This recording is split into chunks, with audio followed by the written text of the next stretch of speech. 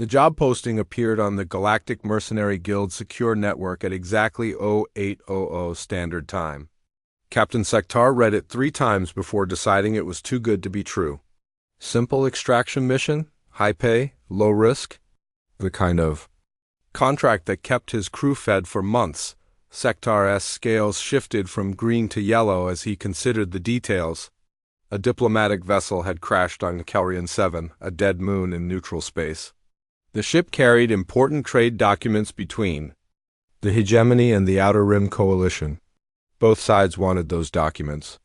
Neither side wanted to send their own people to get them. That's where mercenaries came in. The reptilian commander called his crew to the briefing room aboard their ship, the Crimson Fang. 3 beings answered his call. Zaith clicked his way in first, his insect legs making sharp sounds on the metal floor.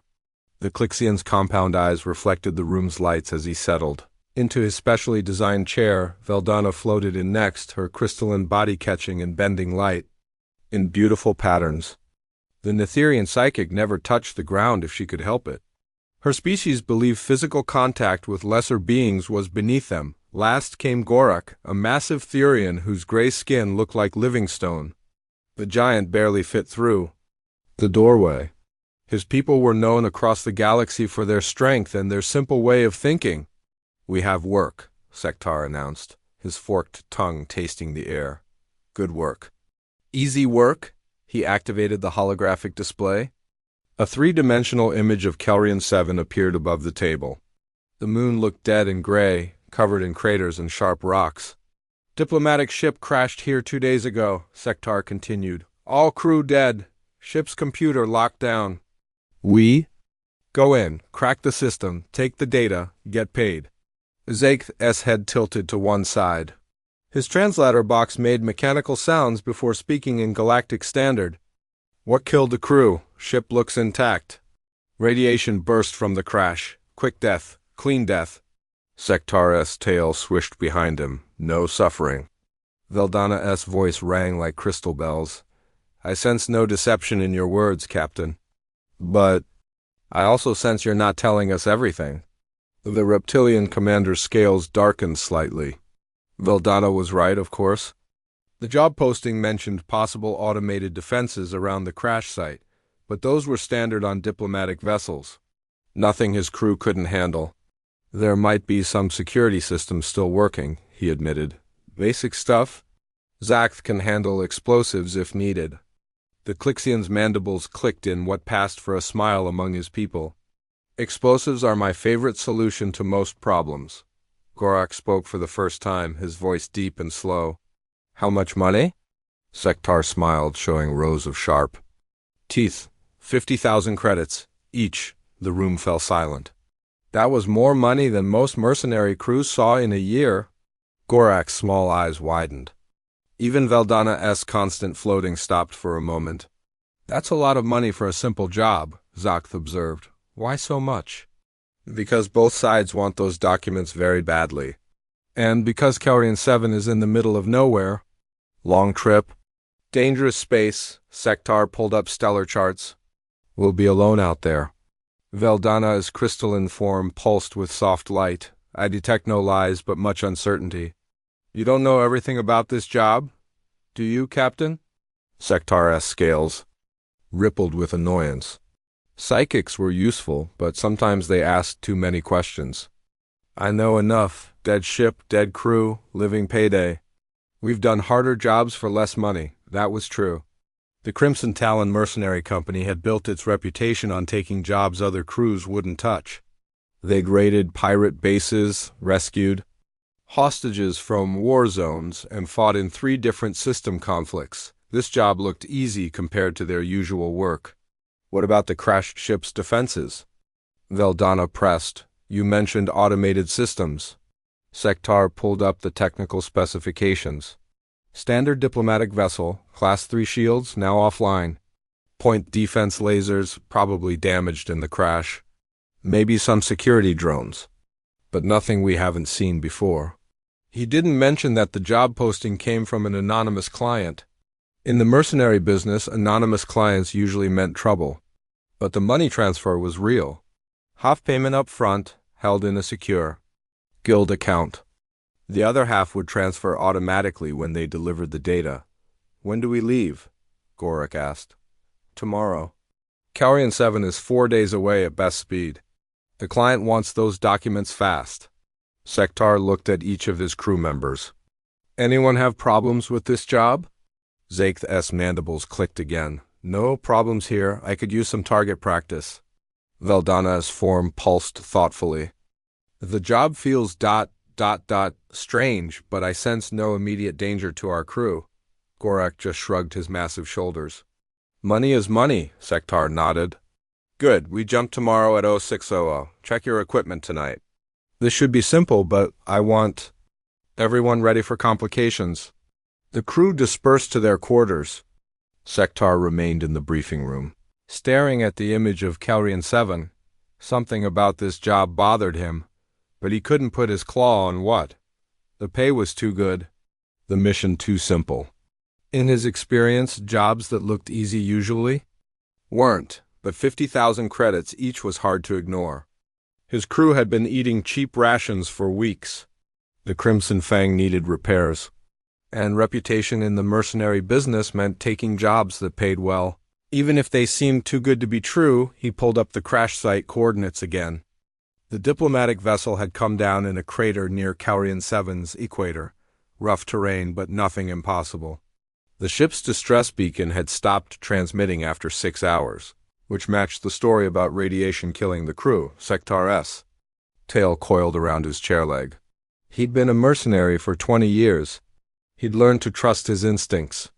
Right now, those instincts were telling him this job was more dangerous than it looked, but they were also telling him his crew needed the money. He shut down the holographic display and headed for his quarters. Tomorrow they would jump to Calian 7. In 5 days they would either be rich or dead. In the mercenary business, those were usually the only two options. What Sektar didn't know was that 4 humans were already on Calian 7. They had been waiting for 3 days. They were very good at waiting. They were even better at killing. The Crimson Fang dropped out of hyperspace at the edge of the Calian 7 system. Sektar studied the sensor readings from his captain's chair. The dead moon hung in space like a gray fist, pocked with ancient craters and jutting rocks. Passive. Scans show the crashed ship, Zacht H reported from his station. 2 kilometers inside the largest crater, just like the briefing said.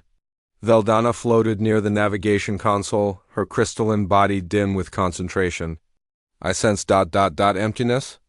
Death, but something else, something watching. Probably just the ship's computer systems, Sektar said, though his scales shifted nervously. Set us down 5 kilometers from the crash site. We go in on foot. The Crimson Fang's landing thrusters kicked up clouds of gray dust as they touched down. The moon's thin atmosphere couldn't support most galactic species, so the crew sealed their environmental suits before leaving the ship. Sektar checked his plasma rifle one more time. Beside him, Zakth adjusted his demolition pack. The Clixian carried enough explosives to level a small building. Gorak hefted his heavy particle cannon like it weighed nothing. Veldana needed no weapons. Her psychic abilities could crush mines or move objects with thought alone. Stay alert, Sektar commanded as they stepped onto Calian 7's surface. This should be simple, but simple jobs can go wrong fast. The terrain was worse than the briefings had suggested. Sharp rocks jutted from the ground like broken teeth. Deep cracks split the moon's surface, some wide enough to swallow a person. The crashed diplomatic ship was invisible from their landing site, hidden behind ridges of stone. They moved in standard formation. Sektar led, his reptilian eyes scanning for threats. Zakth followed, his compound eyes giving him perfect peripheral vision. Gorak brought up the rear, his massive frame making him an excellent rear guard. Veldana floated in the center, protected by the others. For the first kilometer, nothing happened. Their boots crunched on loose rocks. The thin atmosphere carried no sound beyond what they made themselves. Calian 7 seemed as dead as the briefings. Claimed . Then Gorak stepped on a pressure plate. The explosion threw the massive Thurian 30 meters through the thin air. He hit a rock formation with a sound like breaking stone. His environmental suit held, but his left leg twisted at an angle that made Sektar's stomach turn. "Contact!" Zox shouted, diving behind a boulder. "Mine's in the ground," Sektar's mind raced. The briefing had mentioned no ground mines. Diplomatic vessels didn't carry military-grade explosives. Someone else had been here first. Veldana's voice rang with alarm. "I sense mines, 4 of them, close, very close." A new voice cut across their communication channel. It spoke in perfect galactic standard, but with an accent Sektar had never heard before. "Crimson Talon Mercenary Team, this is Captain Taemin of Earth Special Forces. You are trespassing in the secured area. Withdraw immediately or face the consequences." Sektar's scales went pale green. Earth. He'd heard stories about the Deathworld humans, but they were just stories. Primitive beings from a violent planet. They couldn't have faster than light travel. They couldn't be here. "This is Captain Sektar of the Crimson Talon Company," he replied. "We have legal salvage rights to this crash site. You are the ones trespassing." A different voice answered, female this time. "Legal rights don't mean much when you're dead, reptile." Before Sektar could respond, the ground beneath Zox erupted. The Clixian threw himself sideways, but not fast enough. Sharp metal fragments tore through his left wing membrane. He screamed in pain and anger. "2 down," the first human voice said calmly. 2 to go. Veldana's form flared with psychic energy. "I can sense them, behind the rocks at 2 o'clock. They're not like other species. Their minds feel wrong." Sektar peered around his cover.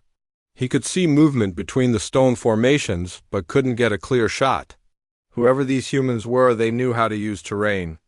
"Gorak, status report." The Thurian's voice was strained with pain. "Leg broken. Can still fight. Zox? Wing damaged, moving slower, but I still have explosives." Sektar's mind worked furiously. 4 enemies against 4 defenders should be even odds. But the humans had prepared this battlefield. They'd placed mines, they knew the terrain. And according to the stories, Deathworld species were naturally more aggressive than civilized beings. "Veldana, can you read their minds?" "Find out what?" "They're planning?" The Netherian psychic focused her abilities toward the human positions. For a moment, her crystalline form blazed with light. Then she screamed, "I can't. Their minds are ... alien, chaotic. They think about violence like we think about breathing. And they know we're here." A third human voice joined the conversation, younger and excited. "Captain, I'm reading 4 heat. Signatures: 1 large humanoid with possible leg trauma, 1 insectoid with damaged wing structure, 1 crystalline form showing psychic energy patterns, 1 reptilian, probably the leader." "Good work, Jiwoo," Captain Taemin replied. "Sora, you're up," the female voice answered with what sounded like pleasure. "Copy that. Time to show these aliens why you don't mess with Deathworld demolitions experts." Sektar felt his blood turn cold. These humans weren't just prepared, they were enjoying this. What kind of species found pleasure in combat? An object arced through the thin atmosphere toward their position. Zake's enhanced vision tracked it instantly. Grenade. The Clixian's quick reflexes saved them. He triggered one of his own explosives, detonating it in the air to intercept the human weapon. The double explosion lit up the crater with brief, brilliant light. "Nice reflexes," the human called Sora commented. "But I brought more than 1. 3 more objects flew toward different positions. These humans weren't just throwing random explosives, they were forcing the mercenaries to move, hurting them like prey animals." Sektar realized with growing horror that they were facing something the galaxy had never seen before. Most species develop civilization to escape the violence of their homeworlds. These humans seem to have developed civilization to make violence more efficient. "All units, fall back to the ship," Sektar ordered. "We're leaving." "Negative," Captain Taemin's voice cut across their channel again. "You came here for something. We're not letting you leave until we know what that something is." A fourth human voice spoke for the first time, deep and calm. "Target is trying to retreat." "Should I disable their ship?" Do it, Dongsu. In the distance, back toward their landing site, Sektar heard the distinctive whine of heavy weapons fire. Smoke rose from the direction of the Crimson Fang. They were trapped on a dead moon with 4 humans, who seemed to think war was entertainment. For the first time in his 20-year career, Sektar wondered if 50,000 credits per person was enough money for this job. Behind the rocks, Captain Taemin smiled grimly as he watched the alien mercenaries realize their situation. His team had been preparing for this moment for 3 days. The crashed diplomatic ship was bait, just as planned. Now they would teach the galaxy's mercenaries why Earth's special forces were not to be underestimated. The real fight was about to begin. The humans went quiet for exactly 17 minutes. Sektar counted every second, his chronometer marking time while his crew huddled behind their inadequate cover. The silence was worse than the explosions. Why aren't they attacking?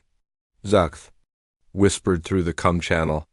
The Clixian's wing membrane was sealed with emergency foam, but he could barely move. Valdana's crystalline form pulsed with nervous energy. They're planning something. I can feel their minds working, but I can't read their thoughts. It's like trying to understand the logic of a storm. Then their communication system started playing music. It wasn't like any music the galactic species had ever heard. Heavy, aggressive sounds with primitive percussion and what seemed like humans screaming in their own language.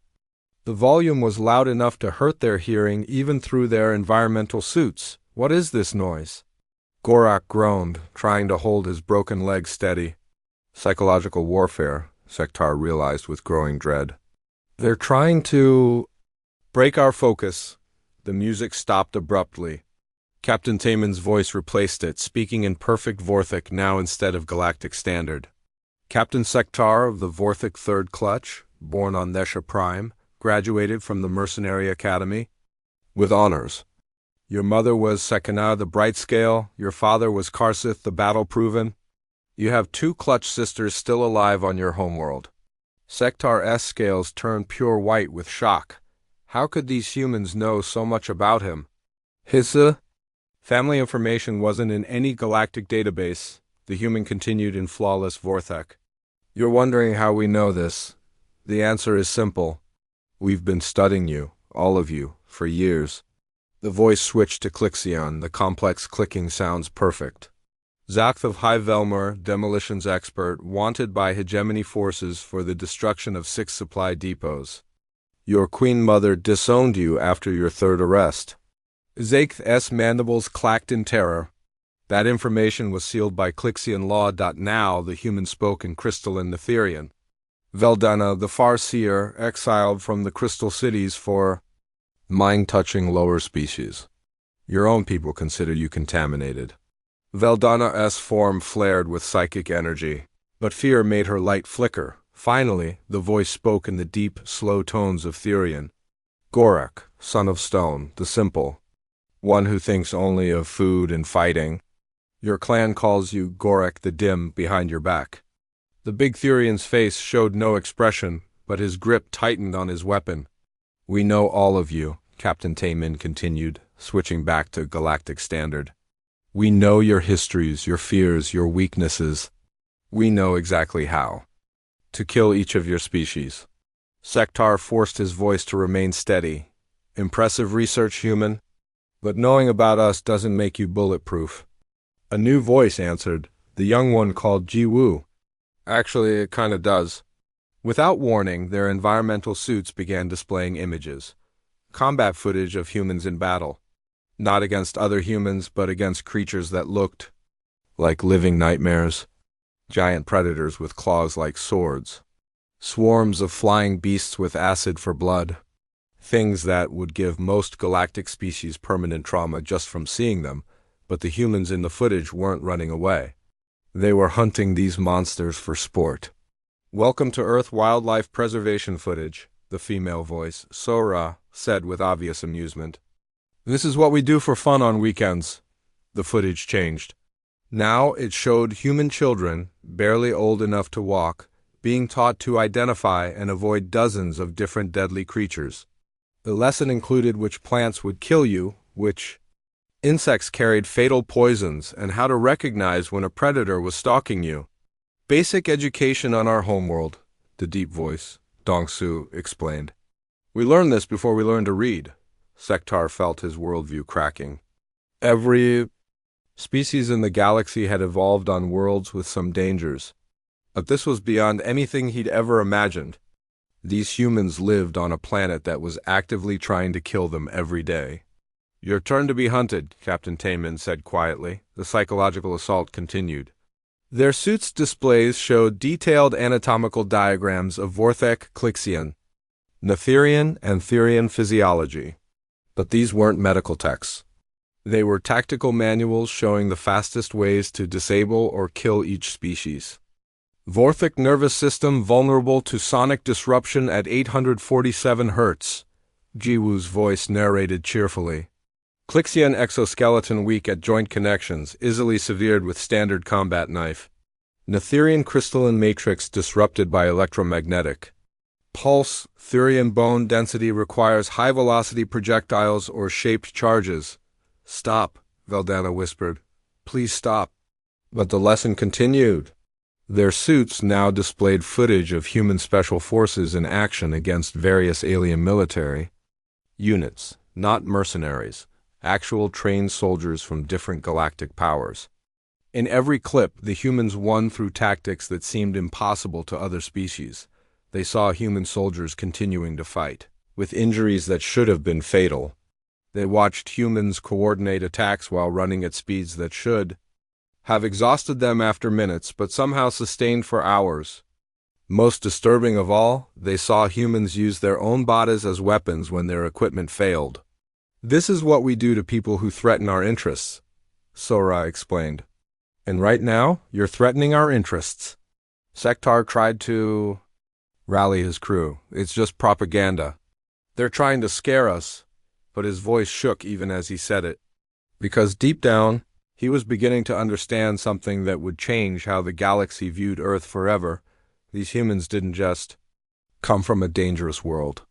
They had evolved to be the most dangerous thing on that world. The music started again, but softer this time.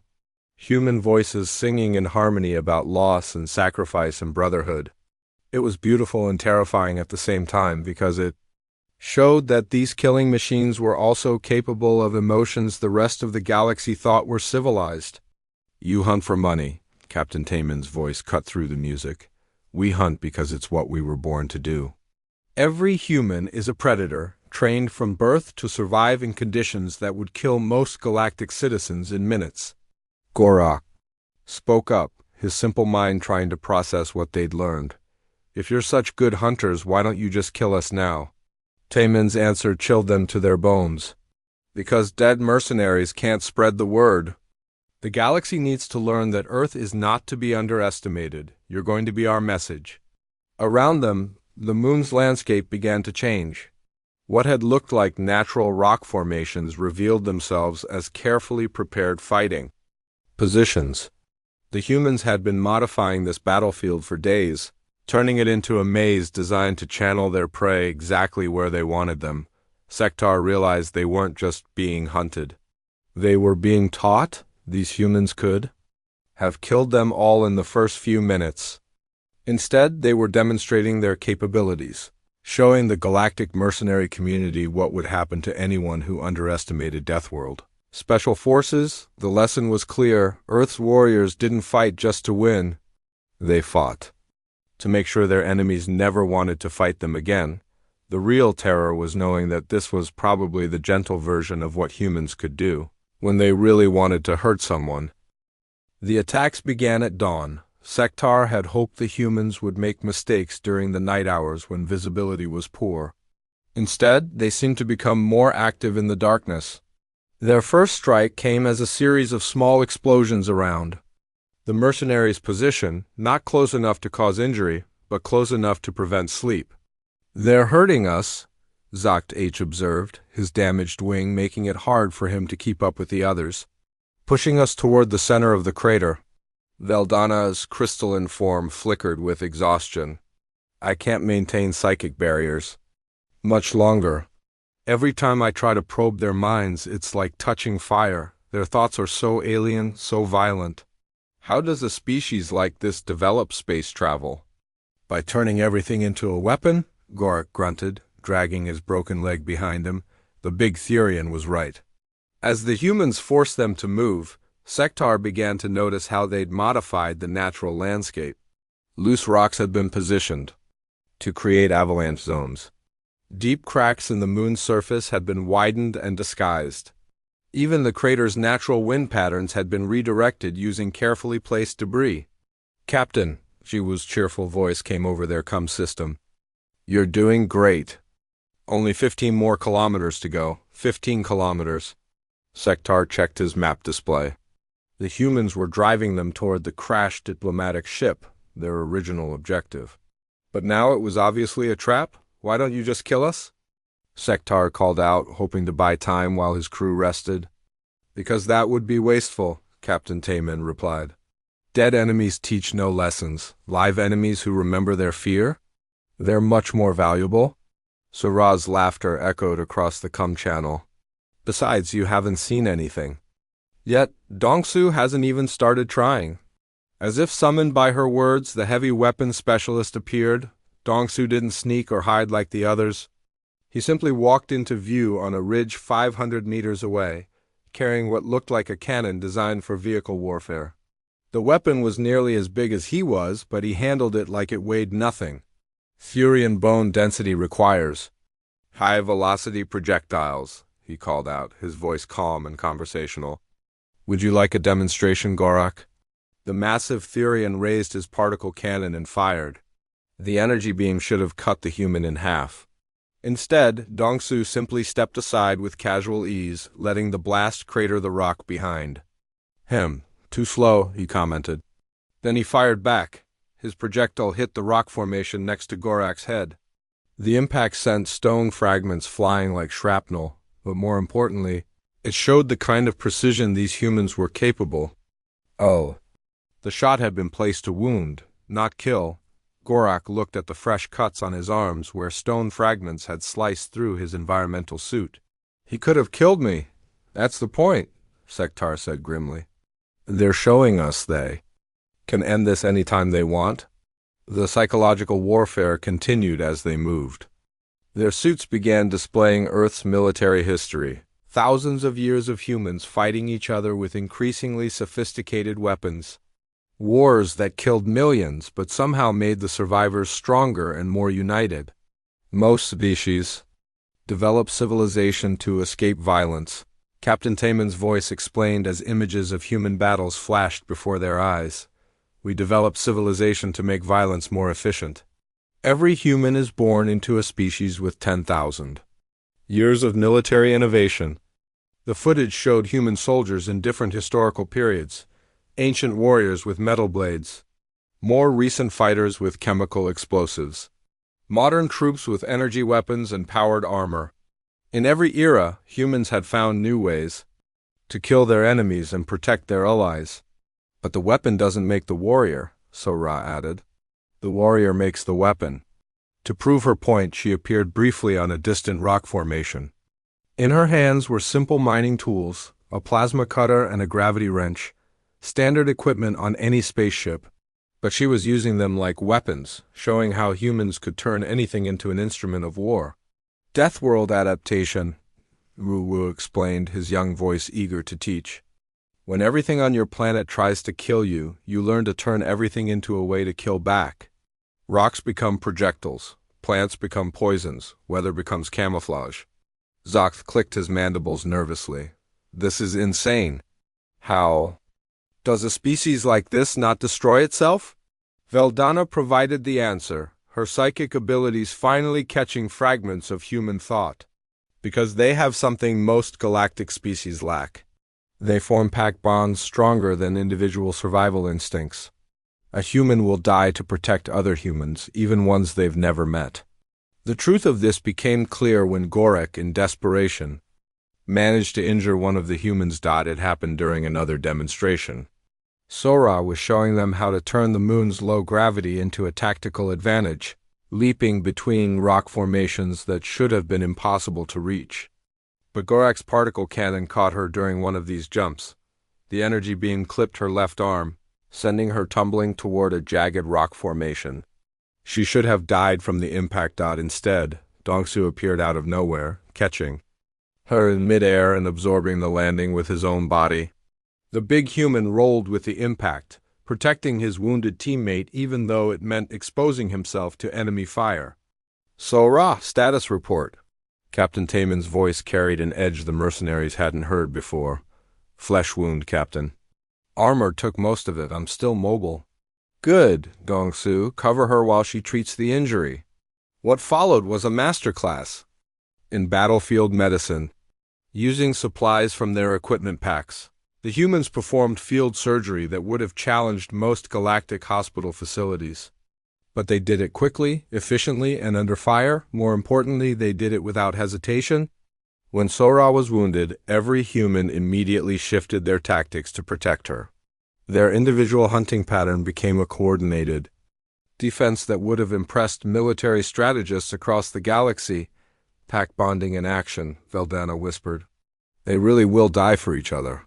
Sektar felt a chill that had nothing to do with Calrian 7's thin atmosphere. Most galactic species were individualistic. When mercenaries were injured, they were often abandoned if saving them would risk the mission. But these humans treated injury to one as injury to all. It made them exponentially more dangerous than their individual capabilities suggested. "Captain Sektar," Taemin's voice came across the com channel, "your crew member just injured one of my people. Do you know what happens to people who hurt members of a human pack?" Sektar's scales went pale. "We surrender. We surrender completely. Don't hurt my crew." "Too late for that," Sora's voice replied. But she sounded amused rather than angry. "Besides, you gave us a perfect opportunity to show you something important." "What's that?" Sektar asked, though he dreaded the answer. "How humans fight when we stop playing games." The change was immediate and terrifying. The humans' casual, almost playful approach to combat vanished. Their coordinated movements became machine-precise. Their communications turned clipped and professional. Most frightening of all, they stopped talking to their prey entirely. Sektar realized that everything up until now had been a demonstration. The real hunt was about to begin, and this time, the humans weren't planning to let them reach the crashed ship alive.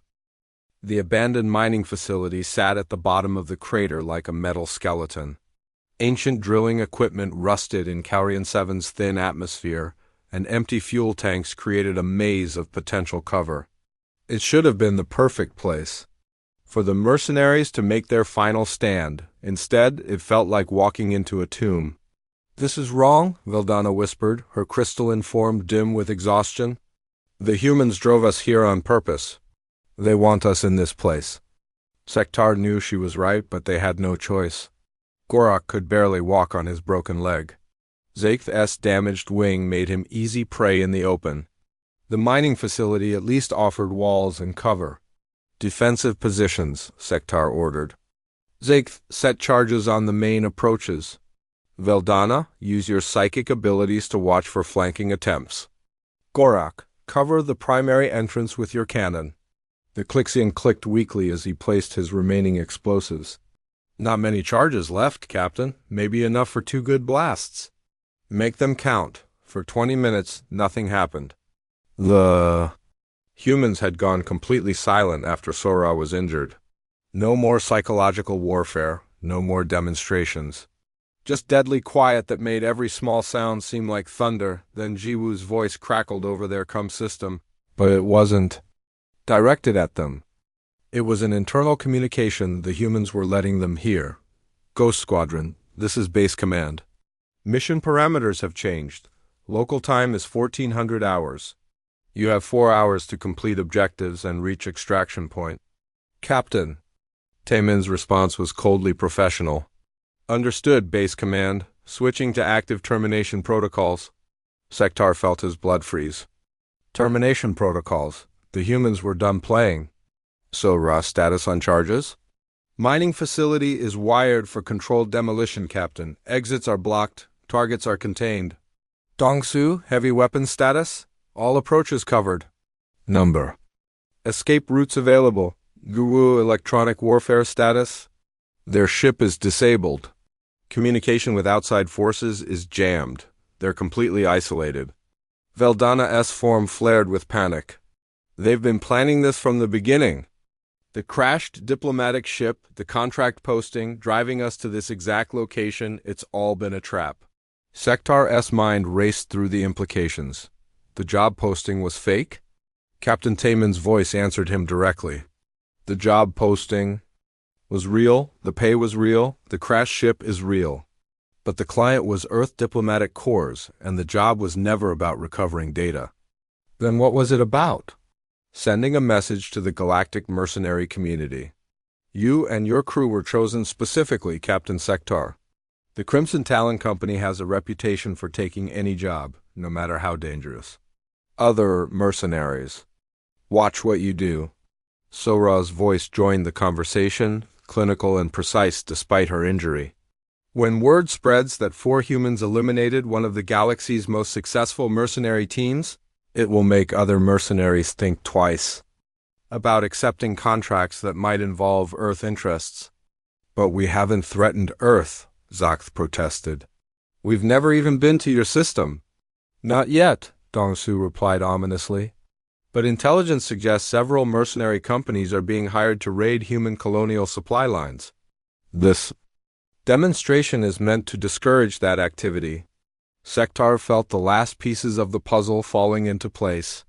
You're using us as an example. Exactly, Captain Tayman confirmed. The galaxy thinks humans are primitive because we come from a dangerous world. They assume we're just lucky savages who stumbled onto space travel. This mission corrects that assumption. The first explosion came without warning. Sora had detonated. Charges in the facility support structure, causing an entire section of ceiling to collapse.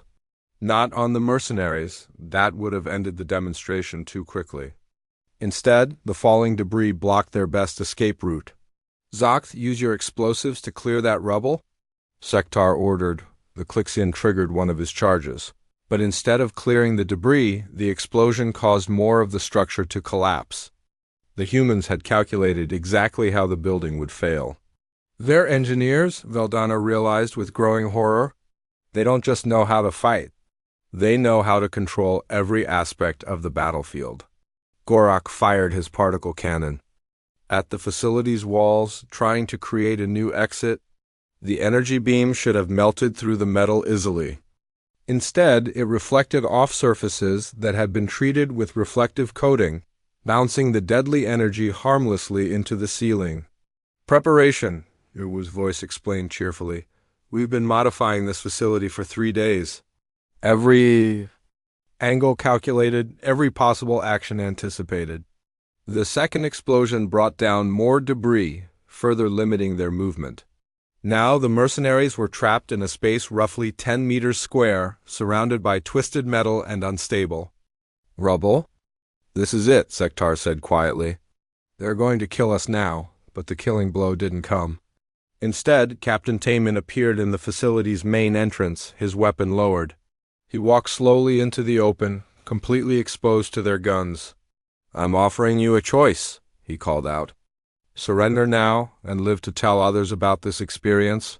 Continue fighting and die here forgotten on a moon nobody cares about. Veldana's psychic abilities suddenly pierced the confusion around the human captain's mind. He's not lying. He really will let us live if we surrender. Why? Sektar demanded. You've already demonstrated your superiority. Why not just finish it? Tayman smiled grimly. Because dead mercenaries can't spread stories. But survivors who've experienced Earth's military capabilities? They become our most effective recruiting tools. Gorak raised his cannon toward the human captain. Maybe we take you with us. You could try, Tayman said calmly. But then my team would be forced to demonstrate what humans do when you kill their pack leader. Trust me, Captain Sektar, you don't want to see that demonstration. Through the facility's damaged walls, Sektar could see the other 3 humans in position. Sora was wounded but mobile, her demolition charges ready to bring down the entire Structure. Dong Su had his heavy weapons trained on their position. Jiwoo's electronics were jamming everything from their communications to their weapon targeting systems, but more than their tactical position, it was their attitude that convinced. Sektar to surrender? These humans showed no anger, no bloodlust, no excitement about the violence. They approached killing with the same professional calm most species reserved for routine maintenance work that was more terrifying than any threat they could have made. "We surrender," Sektar said, letting his weapon fall to the ground. "We surrender completely." His crew followed suit. Gorak set down his cannon with visible reluctance. Zaith's demolition pack hit the floor with a metallic clang. Veldana's psychic defenses collapsed entirely. Captain Taemin nodded approvingly. "Good choice. You'll live to see your families again. More importantly, you'll live to warn other mercenaries about what happens when they underestimate Earth." As his team secured the prisoners, Taemin activated his long-range communicator. "Base Command, this is Ghost Squadron. Mission objectives complete. Package is ready for delivery." The response crackled back through space. "Copy, Ghost Squadron. Transport is en route. Well done." Sektar looked at the human captain with something approaching respect. "What happens now? Now you go home," Taemin replied. "And you tell everyone who will listen about what you experienced here. You make sure the galaxy understands that Earth's warriors are not to be underestimated." The reptilian mercenary nodded. Slowly, "And if we refuse to spread your message?" Taemin's smile was colder than Kelrian 7's vacuum. "Then we'll have to arrange more demonstrations. And next time, we might not be so generous with survivors." The Galactic Mercenary Guild's main station orbited a dead star in neutral space, far from any government's authority. It was a place where beings from across the galaxy came to buy and sell violence, where reputation meant everything and failure meant death. Captain Sektar stood before the guild council, his scales pale green with stress. Beside him, his surviving crew members waited nervously. Zaith's wing had been repaired, but he still clicked nervously. Veldana floated dimly, her crystalline form lacking its usual brilliance. Gorak stood silently, his simple mind still processing what they'd experienced. "Let me understand this correctly," said Council Chairman Vextar, an ancient hegemony official whose cybernetic implants covered half his face. 4 humans defeated your entire team without suffering a single casualty?" "One injury," Sektar corrected. "Gorak managed to wound one of them. But yes, 4 humans completely outmaneuvered, outfought, and captured us." Murmurs spread through the council chamber. Representatives from dozens of species whispered among themselves in their native languages. The concept seemed impossible to most of them. "Earth is a primitive world," protested Counselor Zekthara, her insectoid limbs tapping impatiently. "They only achieved spaceflight 50 years ago. How could they have developed military capabilities superior to established galactic powers?" Veldana's voice rang like broken crystal. "Because they didn't develop military capabilities after reaching space. They brought their military capabilities with them from their homeworld." She activated the holographic display at the center of the chamber. Images appeared showing Earth's wildlife, its weather systems, its geological instability. Predators that could kill in seconds, storms that could destroy cities, earthquakes that could swallow mountains. "This is what humans call home," she continued. "Every day on Earth is a battle for survival against an environment that actively tries to kill you." They didn't become warriors when they reached space. They were warriors before they discovered fire. Zokt H stepped forward, his translator box making mechanical sounds before producing words. "The humans didn't just defeat us, they studied us for years. They knew our histories, our weaknesses, our combat tactics. They had files on every mercenary crew in the galaxy." "Impossible," declared Counselor Margoth, his rocky Therian features showing disbelief. "No primitive species could gather that level of intelligence." "They're not primitive," Gorak said simply. "They're different. They think about war like we think about breathing, natural, necessary, fun." The council chamber fell silent. The idea of a species that found warfare enjoyable, was disturbing to most galactic civilizations. Sektar activated his personal recorder. I'm going to play you something. These are communications we intercepted during our encounter. The recording played human voices discussing tactics, coordinating attacks, and analyzing their opponents. But more disturbing than the words was the tone. The humans sounded calm, professional, and occasionally amused. They were enjoying the hunt. They weren't angry, Sektar explained. They weren't afraid. They weren't even particularly excited.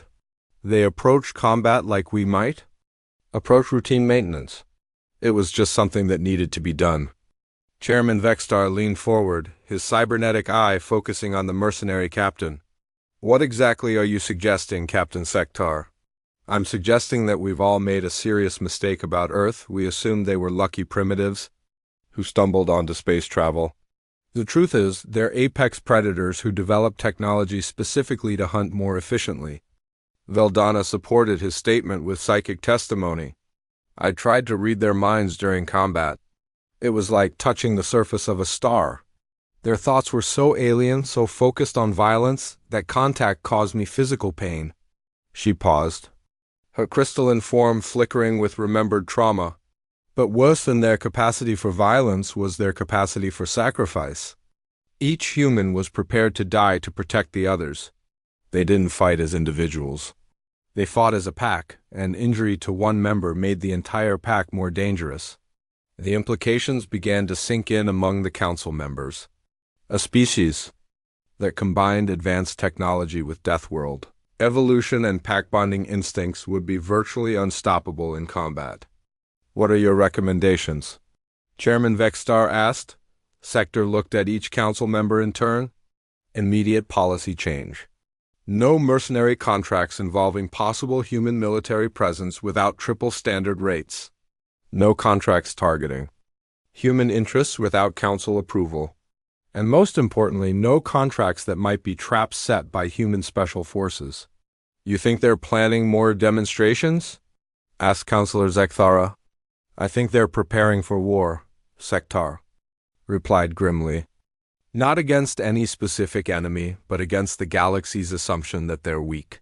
Every mercenary team that underestimates them becomes another example of human superiority. The Council voted unanimously to implement the Deathworlder clause in all future contracts. Jobs involving possible human military presence would require special approval and carry automatic hazard pay within hours. Word spread through the mercenary networks. The story grew with each telling. 4 humans had defeated an entire alien crew. Earth's warriors were not to be underestimated. Deathworld soldiers were loose in the galaxy. Some mercenaries laughed off the stories. They would learn differently. When they encountered human forces themselves, others took the warnings seriously and began refusing contracts that might involve Earth interests. These mercenaries lived longer. 6 months later, on a Korean military base on Earth, Captain Taemin briefed his team for their next mission. Ghost Squadron had become legendary within Earth's Special Forces community, but they remained unknown to most of the galaxy.